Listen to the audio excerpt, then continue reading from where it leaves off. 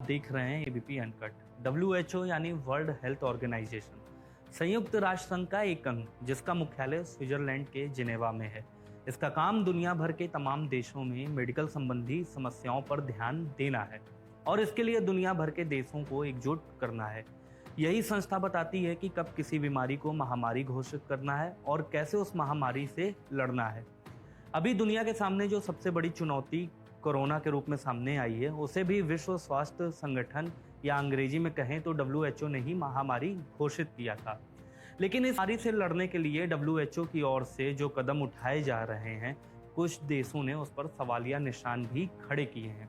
America तो इस संस्था पर इतना बौखलाया है कि इसने संस्था को देने वाला फंड भी बंद कर दिया है और कहा है कि चीन परस्त डब्ल्यूएचओ ने कोरोना के संक्रमण को रोकने की कोशिश तक नहीं की। अब सच्चाई जो भी हो, लेकिन डब्ल्यूएचओ अपना काम कर रहा है और अमेरिका अपना। लेकिन इस दौरान ये जानना जरूरी हो जाता है कि अमेरिका की ओर से फंडिंग बंद होने के बाद इस संस्था पर क्या असर पड़ेगा। इसके अलावा दुनिया के और कौन कौन से देश इस संस्था को पैसे देते हैं और इन पैसों को ये संस्था कहाँ खर्च करती है। तो आज का बिन मांगा ज्ञान इसी पर।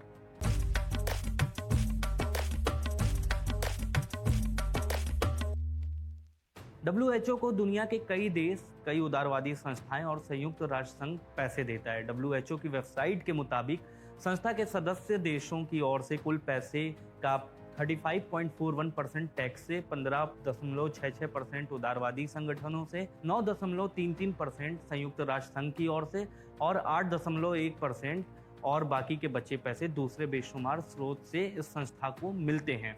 विश्व स्वास्थ्य संगठन को मिलने वाले कुल पैसे का अकेले 15% पैसा अमेरिका अकेले ही देता है। संस्था को सदस्य देश जो पैसे देते हैं उसका करीब 31% हिस्सा अकेले अमेरिका देता है। वहीं सदस्य देशों की ओर से मिलने वाले कुल पैसों का करीब 1% हिस्सा भारत देता है। संगठन को पैसे देने के मामले में देशों को खुद से फैसले लेने का अधिकार होता है कि वो कितने पैसे देंगे।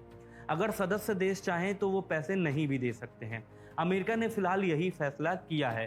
हालांकि एक तथ्य ये भी है कि अगर अमेरिका पैसे ना भी दे और बाकी के देश अपना अपना हिस्सा देते रहें तो डब्ल्यूएचओ को अपना काम करने में कोई खास दिक्कत फिलहाल नहीं आएगी।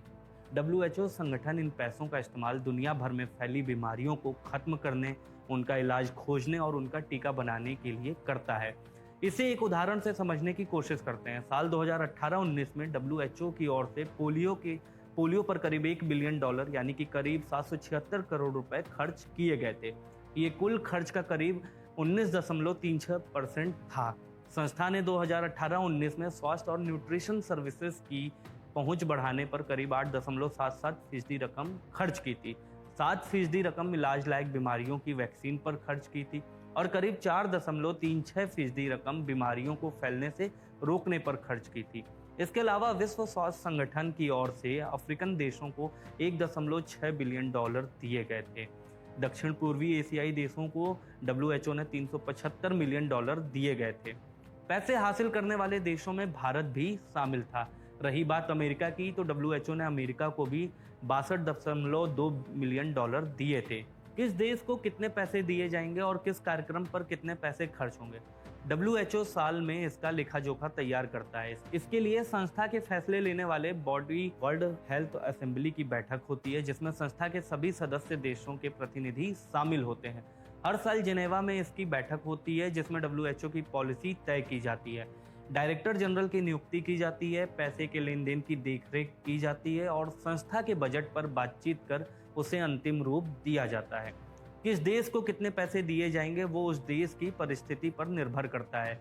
डब्ल्यूएचओ के साथ कैसे हैं भारत के रिश्ते। विश्व स्वास्थ्य संगठन की दक्षिण पूर्व एशिया के लिए बनी स्थानीय कमेटी की बैठक 4 और 5 अक्टूबर 1948 को दिल्ली में देश के स्वास्थ्य मंत्री के दफ्तर में हुई थी, जिसका उद्घाटन तब के प्रधानमंत्री जवाहरलाल नेहरू ने किया था। तब से लेकर अब तक डब्ल्यूएचओ लगातार भारत की मदद करता रहा है। टीबी जैसी बीमारी से लड़ना हो या फिर कुष्ठ रोग और कालाजार के इलाज की बात हो या फिर पोषण के प्रति जागरूकता की बात हो, भारत ने सब में कामयाबी पाई है और इसमें विश्व स्वास्थ्य संगठन का अहम योगदान रहा है। अगर अभी की बात करें तो कोरोना जैसी महामारी से लड़ने के लिए भी डब्ल्यूएचओ मदद कर रहा है। डब्ल्यूएचओ के भारत में प्रतिनिधि के मुताबिक भारत में कोरोना की स्थिति बेहद चुनौतीपूर्ण है। डब्ल्यूएचओ भारत सरकार और राज्य सरकारों के साथ मिलकर निगरानी, टेस्ट लैब्स, रिसर्च, अस्पतालों की तैयारी और कोरोना पर नियंत्रण की तमाम कोशिशें कर रहा है।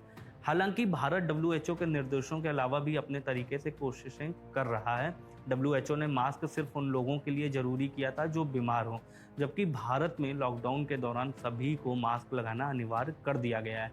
अभी डब्ल्यूएचओ ने भारत को कुछ कहा भी नहीं था और यहाँ केस 341 तक ही पहुंचे थे, तो भारत ने 22 मार्च को पूरे देश में जनता कर्फ्यू और फिर 24 मार्च से टोटल लॉकडाउन कर दिया था।